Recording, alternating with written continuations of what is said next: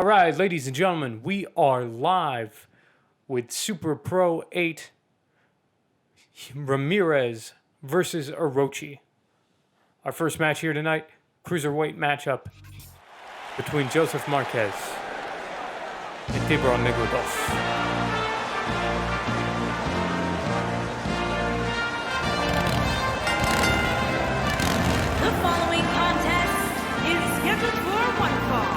Making his way to the ring from Philadelphia, Pennsylvania, weighing in at 230 pounds, Joe America's Sweetheart Marquez.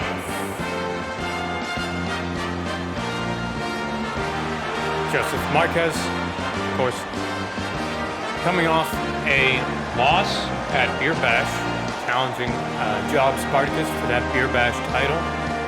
And will look to get back on track here tonight with victory over TIBURON NEGRO II, the former contender for the Cruiserweight World Championship, back at Super Pro 2, I believe.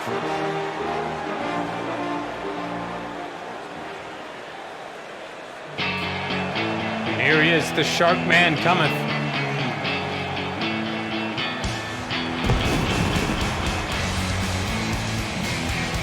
Fresh off his victory over Classico. From Mexico, weighing in at 231 pounds, Black Shark. I guess he got to keep the theme music after beating Classico. But we will have to see if fate smiles upon the Black Shark here tonight as it did previously. He attempts to climb back up the ladder of the Cruiserweight rankings. Maybe get his eyes on Juarez Jr.'s Cruiserweight title.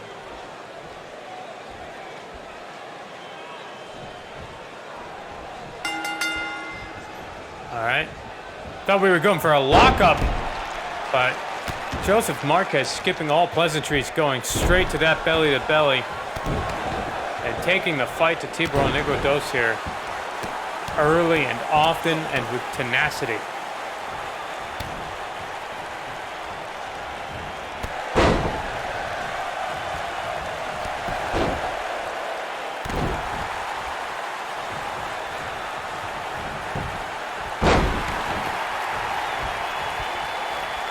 Marquez now.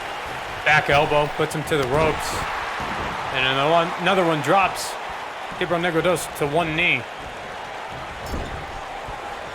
Into the corner. And Joseph Marquez, nothing complicated here. And a little bit of retribution with a little bit of pizzazz. Like TIBURON NEGRO II.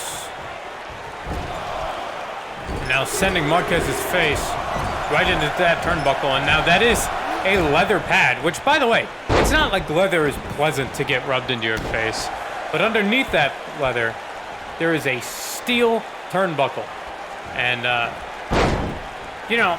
you wrap a car in leather and run face first into it and see how well that feels. TIBURON NEGRO II now with a great drop kick, reacquiring control here, spinning back fist. Into the corner, gets evaded. Now Marquez with the Irish whip of his own. And a hip toss right back into the ring. The height on that for guys of this size to be tossing each other around. It's very impressive.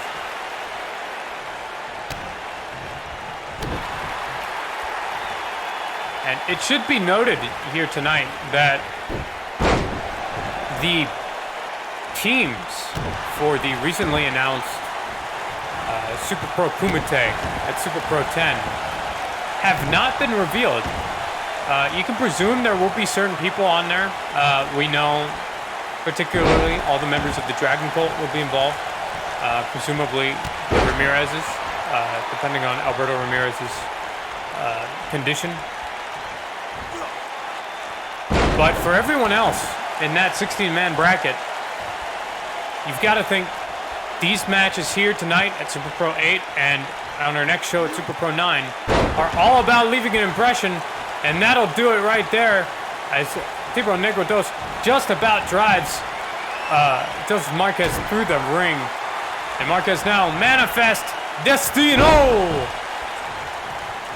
And will that be enough to put away Tiburon Negro II? Joseph Marquez does not think so. He wants to keep putting the offense on, turning the heat up. And gets him that Boston Crab. Tiburon for a second there had a rope. The ref did not get there in time to see it. Being blocked there by just the mound of muscle that is the two competitors in the ring here tonight. Referee almost getting clipped there by Joseph Marquez. Now both men tying up. A little bit of a test of strength as Tiburon shoves Marquez off. Doesn't give by him much time as he eats an overhead belly-to-belly suplex for his troubles. Marquez now sending him off the ropes. Up he goes. Soaring Eagle.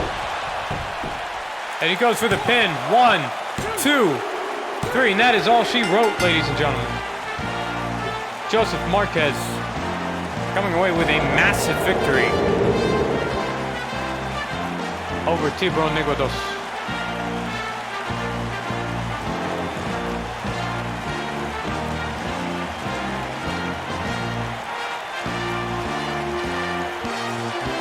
So this was a fast and furious affair.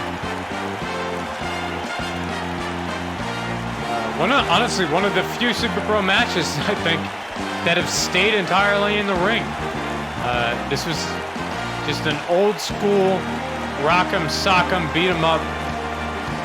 And it turns out at the end of the day, it was Joseph Marquez that could take a little bit more and dish a little bit more out. Here is your winner, Joe, America's sweetheart, Marquez.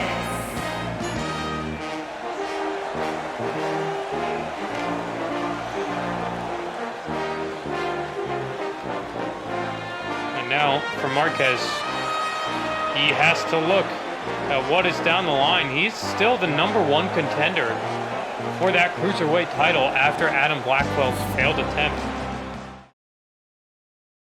And moving on to the Welterweight division, we have Strong Island's own Shelly Kimball taking on Selena Adams.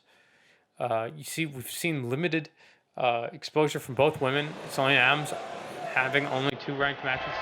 Shelly Kimball coming out now.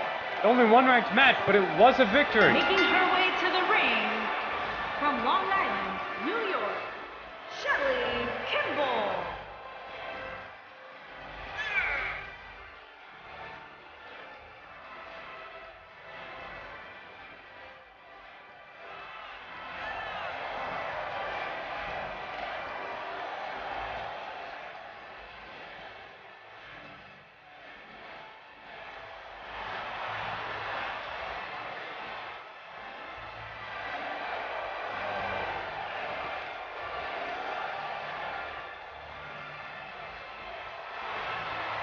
Shelly Kimball, of course, coming off a victory over Nikta, while Selena Adams, who's making her way out now,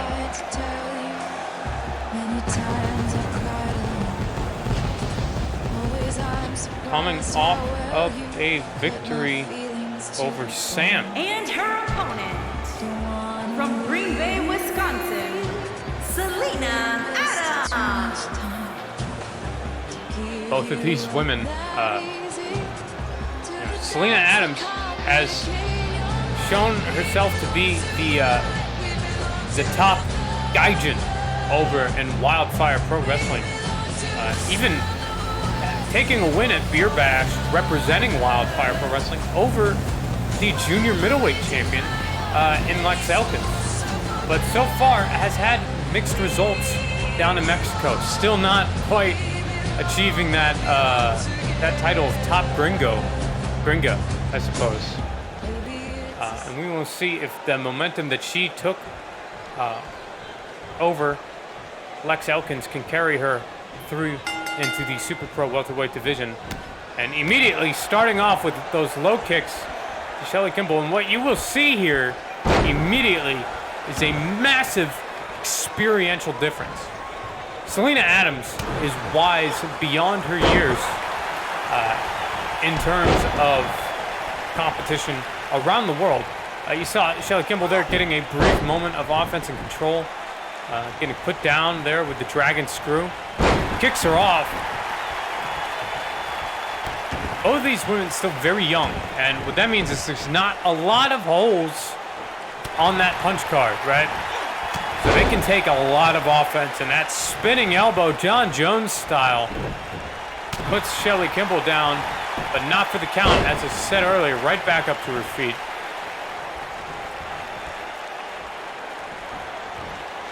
She's got her up now. And a neck breaker, focusing on the head of Shelly Kimball. And also, we're seeing a little bit of that size difference, about a 20-pound size difference between these two women.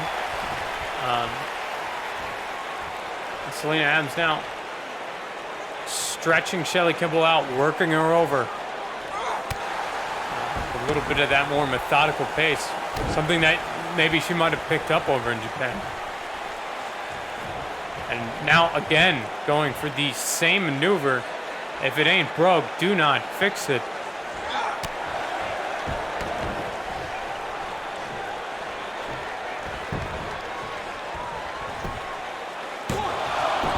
Only gets a 1 count. Shelly Kimball in here has to find some space. She's a very agile competitor. She's a very explosive competitor. Known for that 630 K-ball off the top. But right now, getting worked all over on the mat with that armbar. And you saw there, what Selena Adams was doing with capturing that leg was preventing Kimball from compressing herself to relieve pressure on the arm. Kimball then had to free her leg before she could free her arm. Just an extra couple seconds of damage. We saw her make a little bit of a comeback there, get put right back down, and now Selena Adams is feeling very comfortable with her position of control. Comes up. She might have gone for a dragon screw there. Instead, goes for the knee breaker. But again, going for some further offense on the ground, and Shelly kicks her off.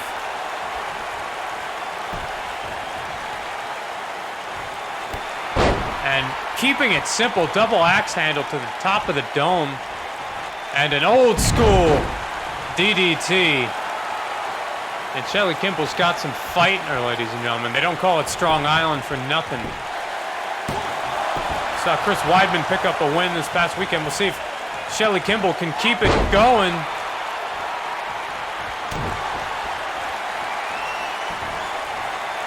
So up, plants her down. 1, 2, no, not enough. Not enough to keep Shelly down. Selena now reevaluating, re-strategizing, and coming back. It's again attacking those arms. All about the limb work here for Selena. Not sure what she was going there for. Got flipped out of it, and a drop toe hold. Head scissors, spinning around town. Now Kimball goes up to the top rope. Still early in this match. Could she be going for it? And it's the 630 K-ball. And Kimball goes for the cover. Is that enough to put away the veteran? And it is. It is. Shelly Kimball pulls off the upset. And you have got to wonder, was this an example of Shelly Kimball rising above expectation, or Selena Adams failing to reach expectations? This is a woman who's been champion in just about everywhere she's been. But has not found consistent success in Mexico, as she now falls to a 1-2 record. And we've seen this with a couple of the more established names in the welterweight division. Valencia, similarly, very accomplished in CWL and Kingdom Pro, comes in. She's currently 0-2.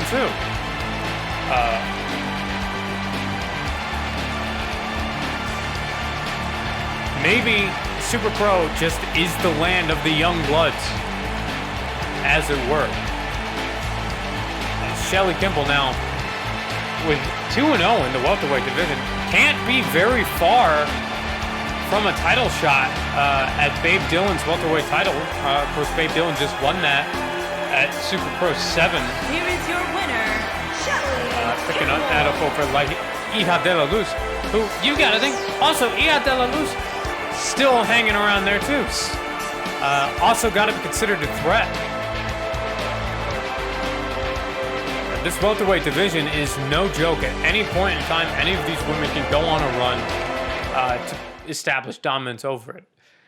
As such, going up to another stacked division as the super middleweight matchup between Isaac and Alex Graves is about to go down.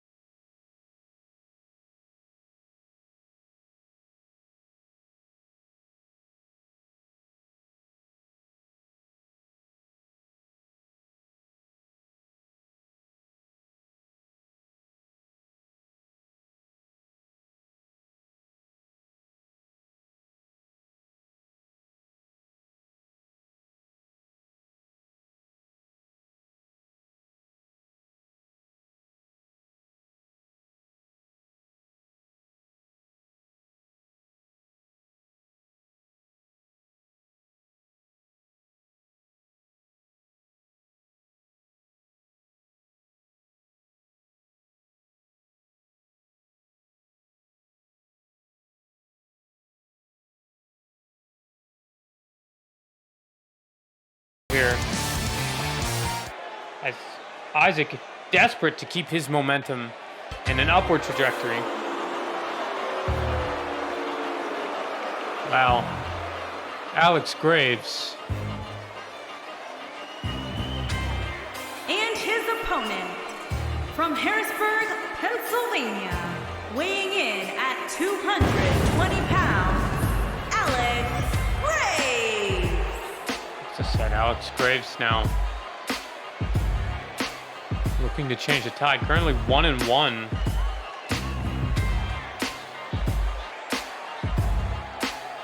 In the division. Coincidentally, the same record as Selena Adams had going into her match just previously. And sort of similar situations there where both people had a lot of success in other promotions and have now found themselves kind of in tumultuous waters coming through here with Super Pro Championship Wrestling. Graves, of course, his sole victory in the division, coming back at Super Pro 3 over Samuel Hunt. Who again is most recently coming off a win over Ultimo Extremo. So, again, you're seeing this division, a lot of guys sort of trading wins and coming in a circle. You know, there's a lot of guys in that division who are currently sort of vying for that contendership status. Isaac, right now, currently in the front running. And we will have to see if he can maintain that with a victory here over Alex Graves. Alex Graves immediately with the chop.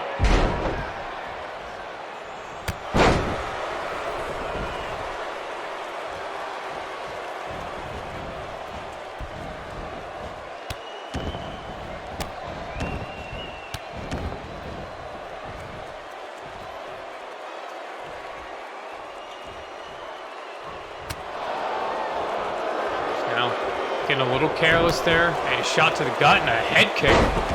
Very fast lead leg head kick there by Isaac. Now raking at the eyes. And Graves shoves him off, creates distance. Went for something dynamic there and eats a forearm instead.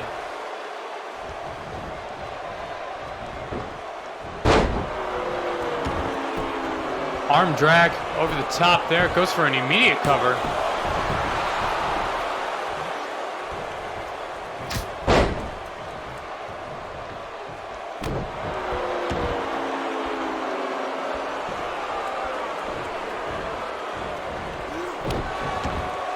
Shot to the arm there. It's Graves comfortably trying to control this match. Isaac off the ropes. No, it doesn't go off. Goes over and knocked to the outside. And we have our first outside the ring brawl here at Super Pro 8. This is probably the longest we've gone without one. And you can see here the pads in Arena Mexico here in Mexico City, not so forgiving.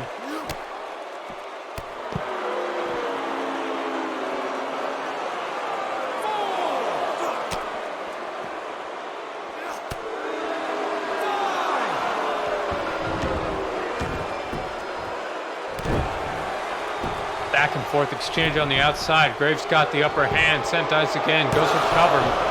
Doesn't get it. Graves going for a lot of early covers here. It could be an attempt to sort of drain the gas tank, make Isaac explode out of those covers, and maybe sort of take a little bit of power off those punches, take a little bit of heat off of those moves as the match goes on. Barely 2.5 minutes in, and we get our first X-Plex.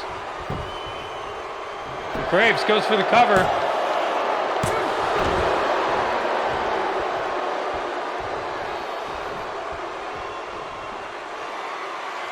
Now Graves.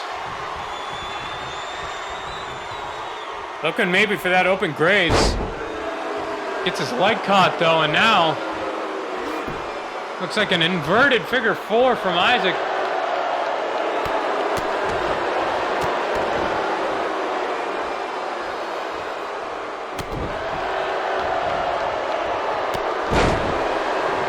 Some of that lariat responding with one of his own. Right to now gets him up, fireman's carry position, into a face breaker. Is that enough to put away the CWL veteran? No, Graves kicks out.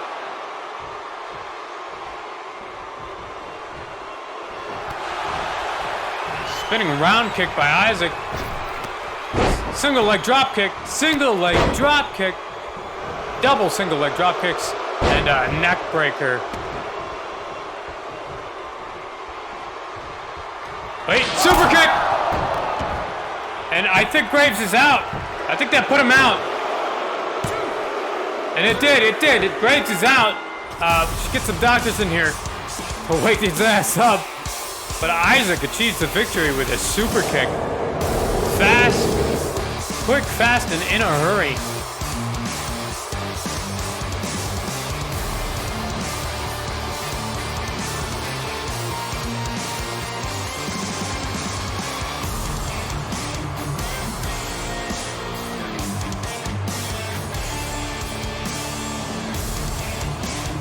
Saw Graves, maybe Graves, putting a little bit too much emphasis on pouring the offense on early on in the match. We might have seen him sort of kill his gas tank just a little bit too early, and when you're out of breath, when you're out of gas, your chin becomes incredibly suspect. I don't exactly know why that is. Maybe you just have worse habits, you leave it open. But when you burn out, you are at an extreme risk of getting knocked out cold, the way that Alex Graves just was by that super kick by Isaac. And with that, Isaac now has the best record in the division, and arguably has made a very strong case for being Ramel Diaz's first defense of that super middleweight championship.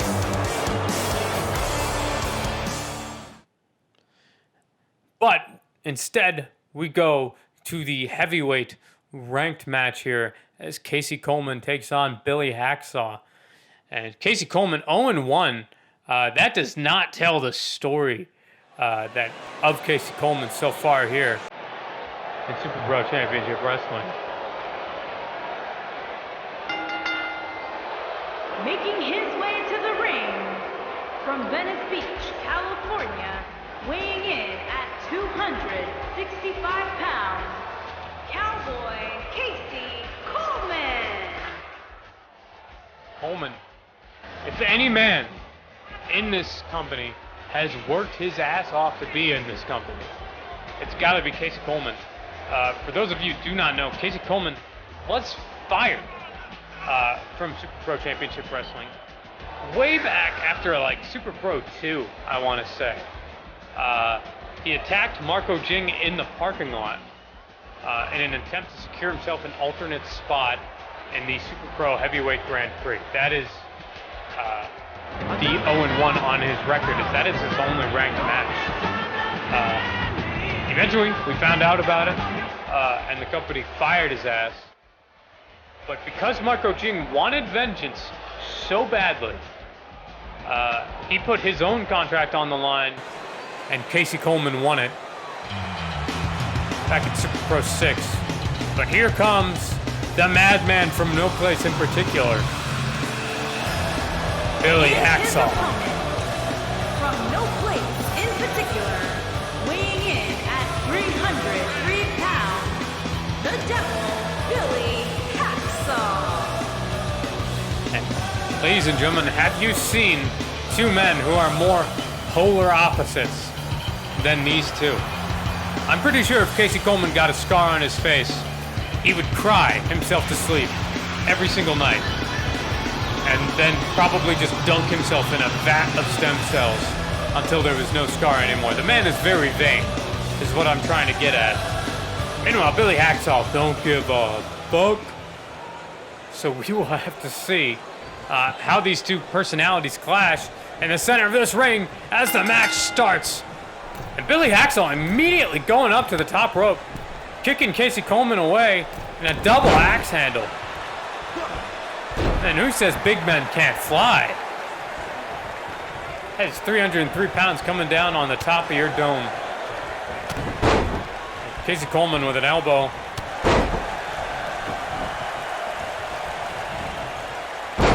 Flapjack, a lot of big moves here early. Trying to see which one of these guys. Oh, heavy lariat. Trying to see which one of these guys is the physical superior to the other. Obviously, Casey Coleman's got the advantage in beach muscles.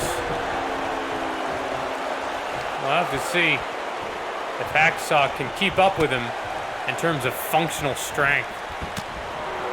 Coleman now.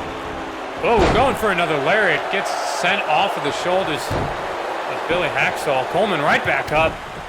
Club to the back. Down to the midsection. And a spine buster. The spine buster made famous by the Andersons. But the Colemans are no slouches at it either.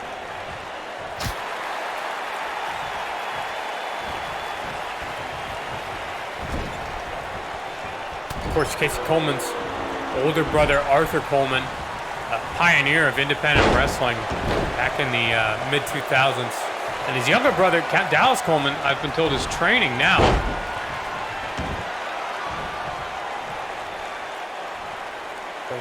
But if I know Casey Coleman, the show is all about him as he tries to take some momentum in this stacked heavyweight division.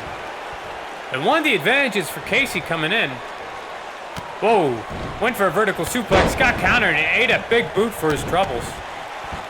It's Billy Hacksaw now coming after him.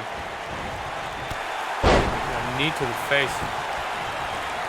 As I was saying, as Hacksaw goes a little nuts here, one of the advantages for Coleman in this division is that he has not fought a lot of the guys and represents a new and fresh matchup.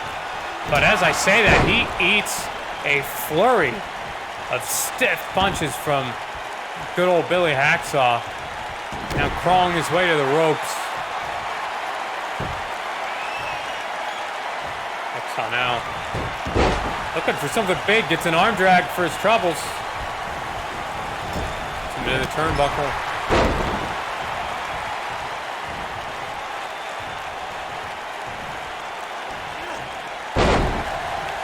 And we saw Casey Coleman fail at it earlier. Hacksaw gets him up for a vertical suplex, no problem at all.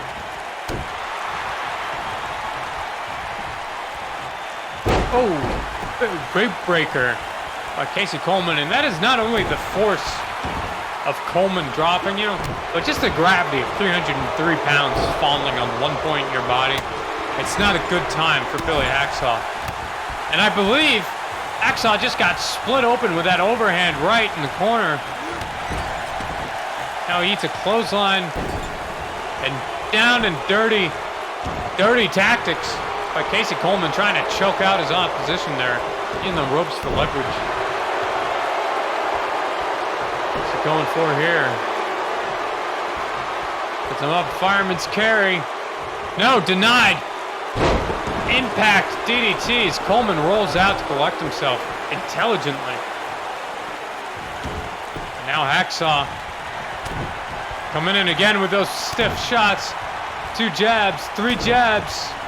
And a big cross. And now both men busted open. A bloody affair in the heavyweight division here tonight at Super Pro 8.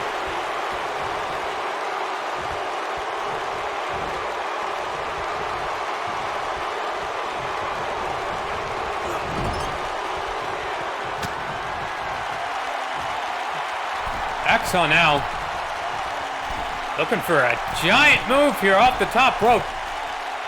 This is 500 pounds down into the center of the ring.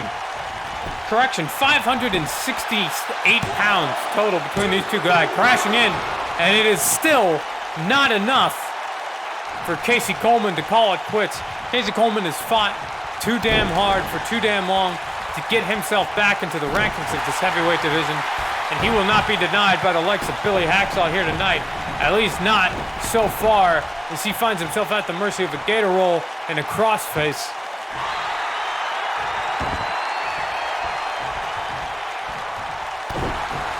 Hacksaw now, you've got to be wondering, what will it take to put away Casey Coleman? And these guys just exchanging strikes. Looks like he might have been going for a Uranagi. Coleman fights out of it.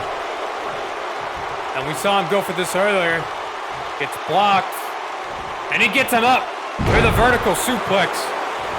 A moral victory for Casey Coleman. Retreats to the corner. Could be going for here.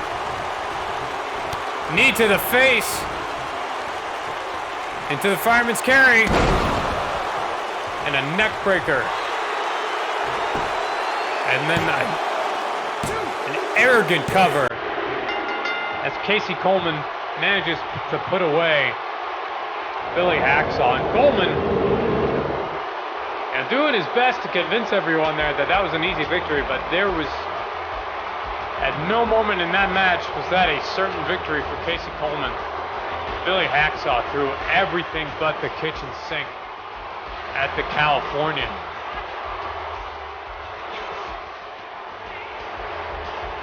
But as they say in Cali, it don't matter if you win by an inch or a mile. Winning is winning.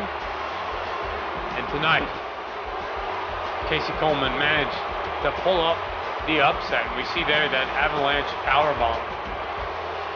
And Coleman very nearly lost it there, but Here is your winner, understandably ecstatic. And man, I've never seen anybody pull off a crimson mask so stylishly. It's Casey Coleman.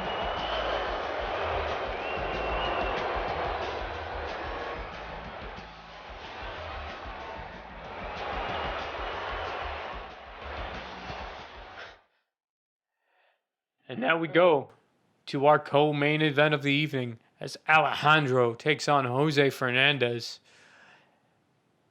in a battle to see who will become the top contender in the middleweight division.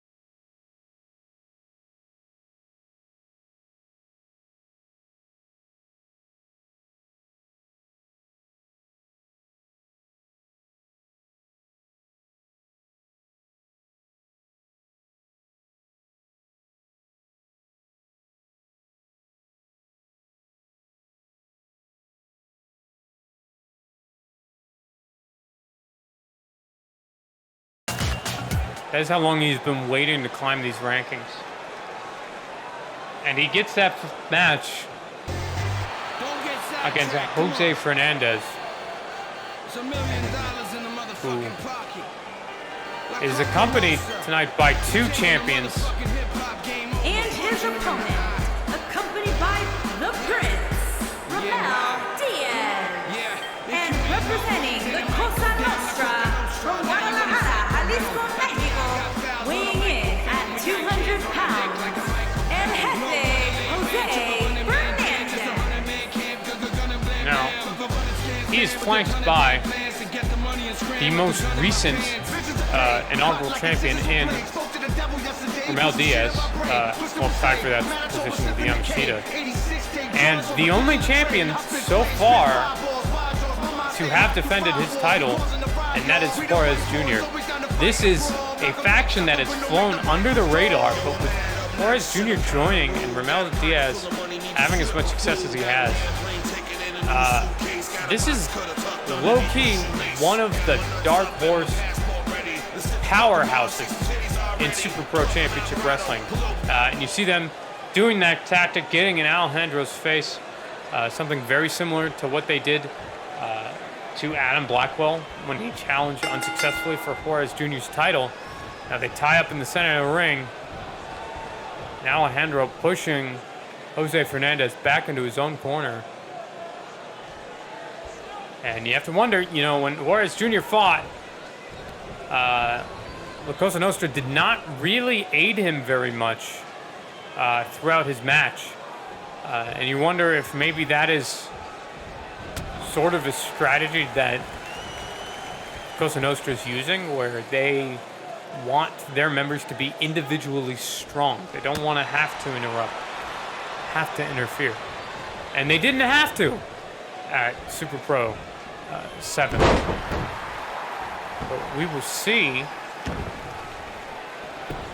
if that maintains as Jose Fernandez rolls through and with a neck breaker attempts to set the tone. Jose Fernandez, a reminder, was a tag team champion in the previous iteration of Super Pro Championship Wrestling. It's what got him the immediate title shot at Harold Ramirez for the vacant middleweight championship.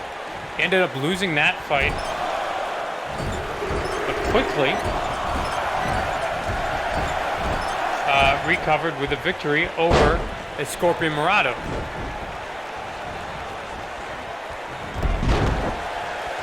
Alejandro taking the fight to Jose.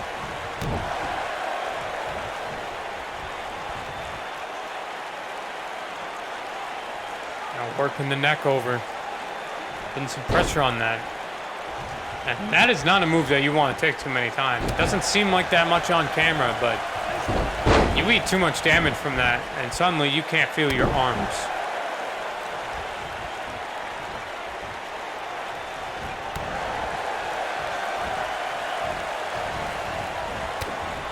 Fernandez now fighting back.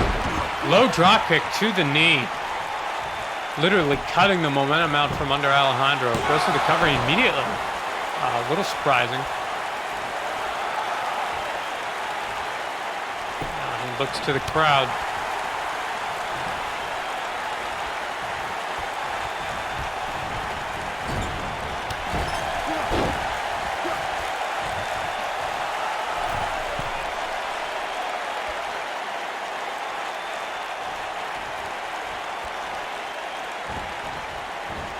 Half and half suplex.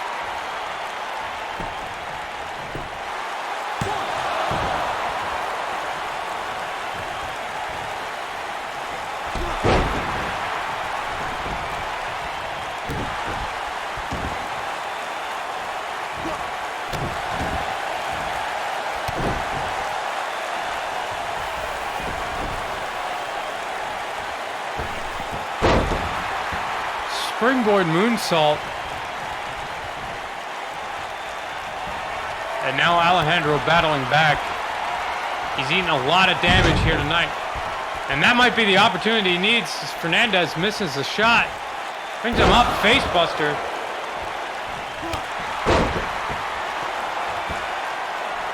Now looking for an exclamation point as he hits the La Revolucion. Romel Diaz cheering on the crowd, trying to get Jose Fernandez to kick out, and he does. You know, the Cosa Nostra, not exactly the most honorable bunch, but very much fan favorites. Now Alejandro trying to take the crowd a little bit under his own banner. Comes up. Monkey flip. Ooh. Saw his ankle there ricochet right off of that middle turnbuckle. That might have an effect on his mobility. That could very easily break your foot if you hit that the wrong way.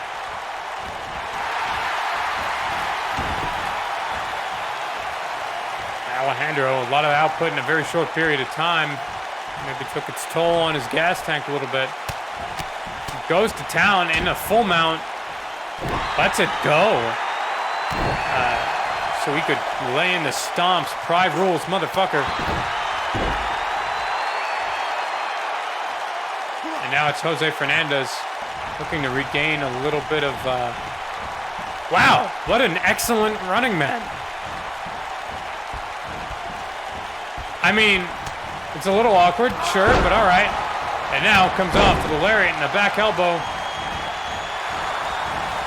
Alejandro sends him to the outside. Ground kick to the face.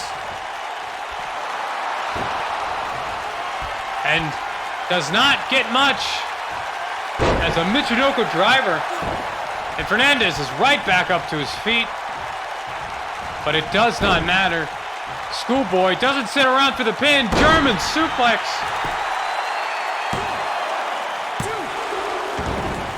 And you see there, that particular variation on the suplex does not put a whole lot of pressure on the shoulders, allowing Jose Fernandez to kick out a little bit easier than he would in a more traditional move. But very, very dynamic and creative offense there from Alejandro, cutting the momentum out from under Jose Fernandez. Now, Jose putting him into the ring. Enziguri.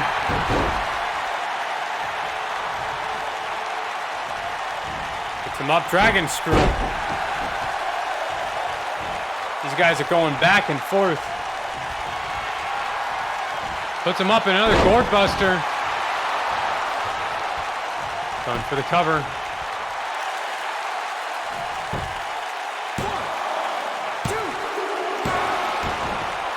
And that might have been 3, but Jose Fernandez, by the hair of the dog, gets his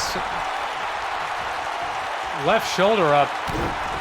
But that might not save him. La Revolucion goes for the cover. And again, Jose Fernandez kicking out. And you have to think the pressure on Jose Fernandez right now, when both of your teammates are world champions, you cannot falter. You cannot fall off. But Alejandro throwing everything he's got at Jose Fernandez, trying to put him down.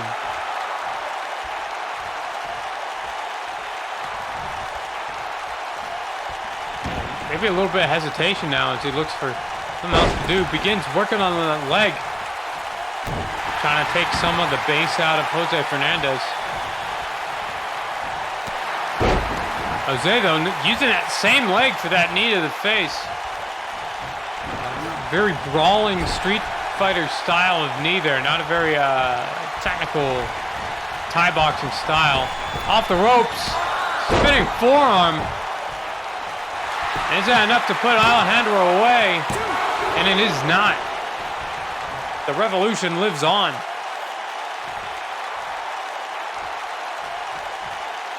Off the center rope, and he eats shit. Completely whips the middle rope moonsault. And Alejandro almost capitalizing on it, getting a victory. It goes for that side headlock.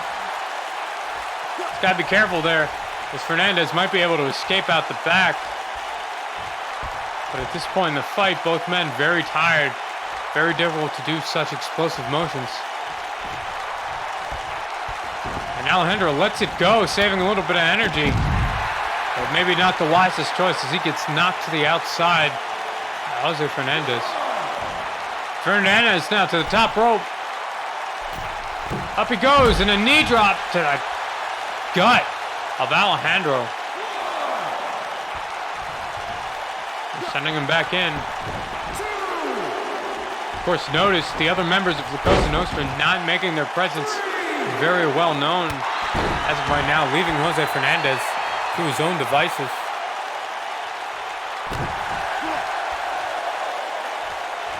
Fernandez now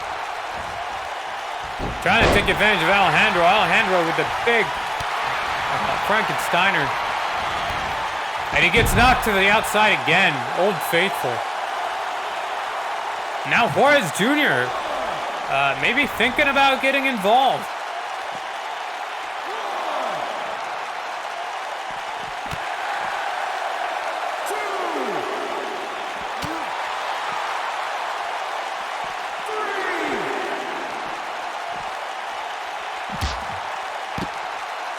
Fernandez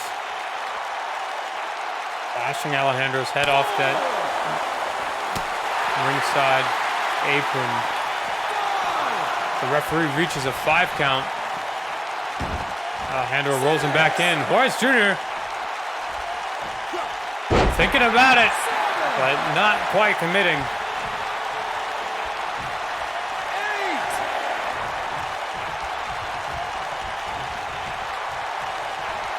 Comes up in a third board buster. Will we see yet another Revolution? Arm drag by Jose Fernandez. Alejandro right back up to his feet. Hurricane Rana. And again, we see those mounted punches. Able to generate more force, keeping that right leg up.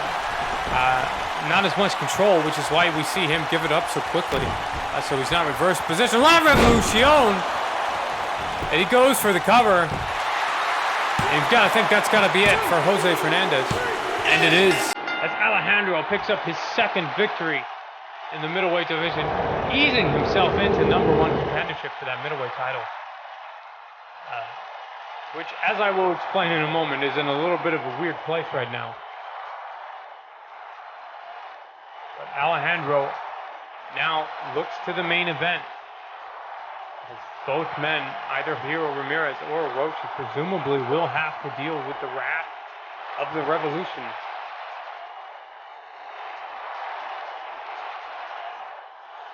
And for Jose Fernandez, I think it's going to be a hard conversation in the locker room as he has to face Ramel Diaz and Juarez Jr. Of course, Jose Fernandez, El Jefe, colloquially the boss of the group. Maybe that status is in Here question. is your winner, Alexander. But now we move on. Our main event of the evening is up next as Hero Ramirez takes on Orochi. And you see there the confusing record of Orochi at 0-0 as far as ranked matches in the middleweight division. Orochi is not technically a member of the middleweight roster. Allow me a moment to explain. Orochi, of course, made his first appearance in Super Pro, winning the Aztec Royale back at Super Pro 5. That's his first claim. The second claim is that he already has a victory over the Super Pro heavyweight champion of the world, Yamashita, over in Wildfire Pro Wrestling. That's his second claim. But his third claim is this right here. Is these two men, is this faction, is this dragon cult who have been a thorn in the side of the Ramirez family for months. And we do not know exactly what the details were as far as the negotiation for Super Pro 10 Kumite. But you have to think that maybe this had something to do with it. Maybe there was some point in line where Orochi getting a shot at that title just one show after Hero Ramirez and Alberto Ramirez Jr. were both planted by a choke slam by El Dragon Rojo right in the middle of that ring.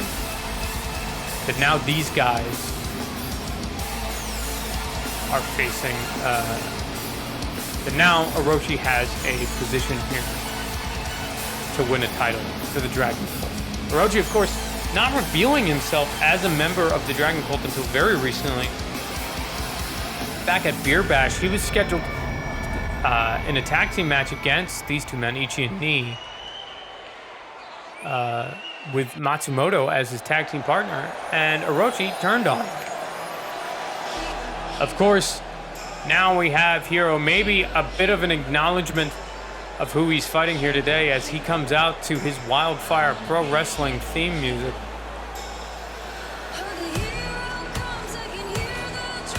We see that at the Super Pro Middleweight Championship. A coveted possession of Hiro Ramirez, but you've got to think that maybe denying that title to the Dragon Cult might be more important to him than actually having it himself. And has a very particular and peculiar motivation for a world champion to have. You see a world champion come out and he's not fighting to win, but instead he's fighting not to lose. You can get some interesting results. Sometimes it leads to a more strategic fight. It leads to a more methodical fight. Other times it can lead the champion to lose focus. And for Hiro Ramirez, I don't think anybody could blame him for not being 100% in the moment. We still do not know what the status of ARJ is, of Hiro's father, after the attack by El Dragon Rojo back at Pro 7. But we know that Hiro Ramirez can't be 100% right. He just can't be.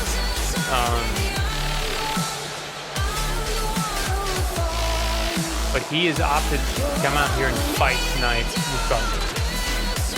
He probably could have said that he had an injury. He probably could have opted out. Maybe they'd strip the title from him, but he could win it back. But instead, he wants to come out here tonight, and he wants to fight, as a fighting champion does.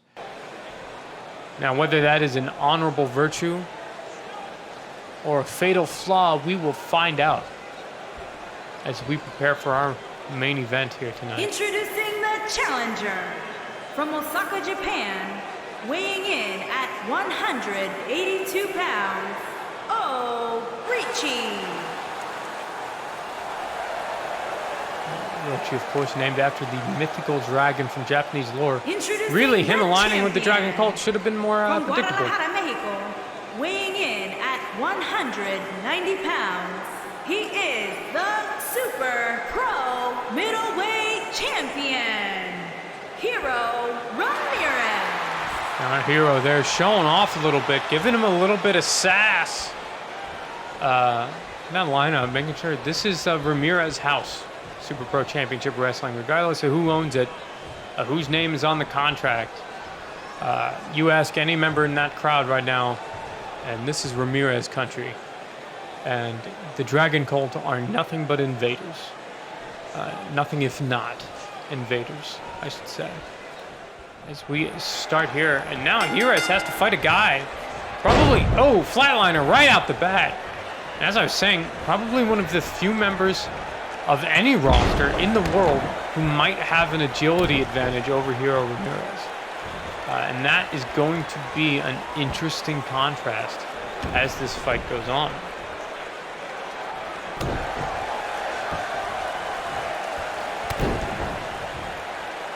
OROCHI now. Coming quick, fast, and in a hurry. Hiro. Old school, simple lariat out of the corner to slow down the smaller OROCHI. Comes off the ropes. Enziguri straight to the back of the dome. Man, if he kicked him any harder, he might have knocked the hair dye out of him. Now OROCHI, you saw there with that trip, trying to regain some control here, laying in some strikes and a running bulldog.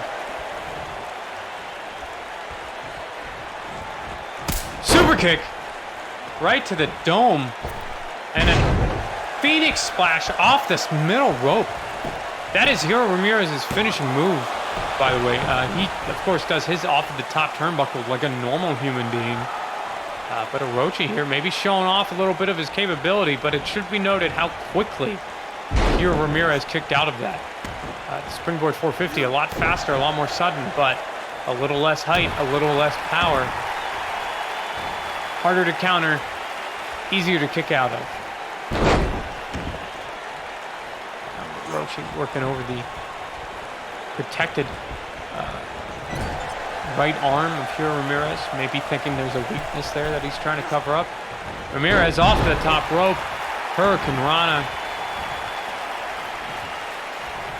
You know, Orochi might be a tad faster, a tad more agile, but Hiro is not a slouch in those departments himself, and you will not see him abandon that game completely here tonight, I should think.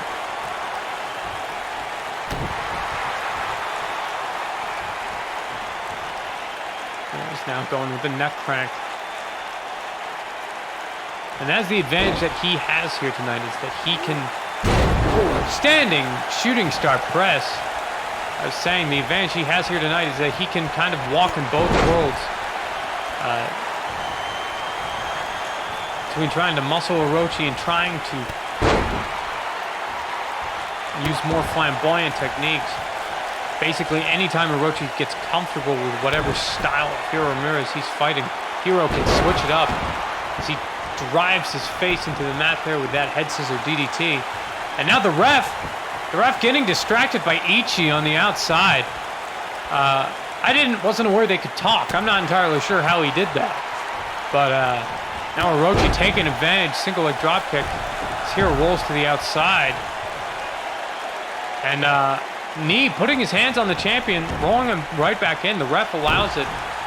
Because this is a championship match. He's gonna show a little bit more discretion with things that don't do direct damage. Of course now Hiro throwing Orochi off of him. Exchanging some words with the knee, possibly for laying hands on him, but he eats a fucking tiger suplex for his troubles.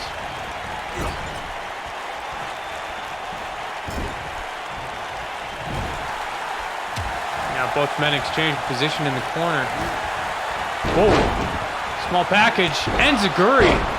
Execution style off of the kip up. Very fast. I'm not sure anybody could have responded to that in time. And Hiro kicks out. Not even sure if he knows what hit him. It's a round kick to the back. Orochi now gets him up for an elevated DDT. Goes for the cover. Is that all she wrote for the middleweight champion of the world? It is not.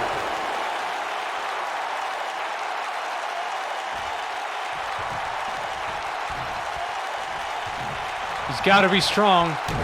He's got to be fast. He's got to be fresh from the fight. Here, Ramirez is not ready to go into the darkness quite so readily. Bit of a redundant sentence there. Anyway, Orochi now quickly inflicting more damage onto the champion. Orochi, as far as I know, undefeated in Wildfire Pro Wrestling. And I mentioned previously he only had one other experience winning the Aztec Royale. Pro 5. So this guy, while not the leader of the Dragon Cult, that title, as far as I know, still falls to Drake. It's maybe the biggest threat out of any. Of course, we've yet to see Dragon Rojo in an actual match, or Drake. Dragon Screw, ironically, by Hiro Ramirez. And Ramirez now going up to the top rope, right in front of the other members of the Dragon Cult. And the Phoenix Splash. He's going to put him away. That's got to be it. 1, 2, no. That's the move that won Hiro Ramirez the Super Pro Middleweight Championship, and Orochi just shrugged it off and kicked out. Now Hiro, trying to inflict more damage, gets kicked off. Coming out of the gate, lariat, back elbow, slung into the corner. Orochi misses. Round kick to the side of the head. But now just old school punch to the face. It's Hiro Ramirez. I haven't seen him hit this in a long time. The last ride powerbomb into the center of the ring. Pulling out all of the stops. Have not seen that since Hiro's time in Japan. Maybe a call out, and we don't know. He goes for the cover. 1, 2, no, and a strong kick out by Orochi. I'm not sure what this man is made of, although they do say that dragon scales is tougher than armor. It's tougher than steel. And we will have to see it. Hero there, maybe going for that fireman's carry kick to the head, but does not get it as Orochi hits him with the float over DDT. And now dragon screw again by RAMIREZ. He's found success with that move, using it to change the momentum of the match. And no, whoa! You can start to see a little bit of blood coming down from the mask there off of that massive back kick by Orochi. And now Orochi turning around. We saw this before at Beer Bash, the double moonsault.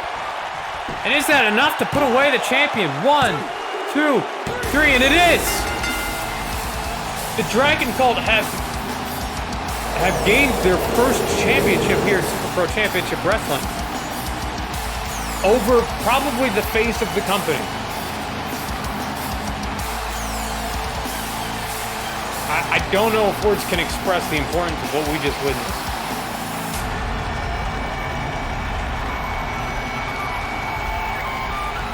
And in a few months, these guys are gonna fight for control of this whole place. And you've got to think that this was a very important battle leading up to the war.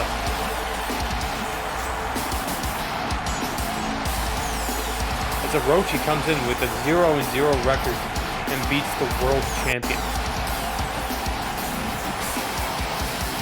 This is like if Conor McGregor had knocked out Floyd Mayweather in the first round. This is absurd.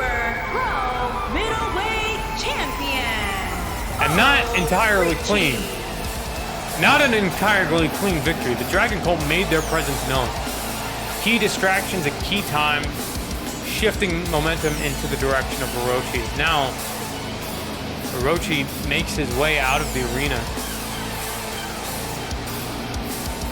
This has been Super Pro 8, ladies and gentlemen.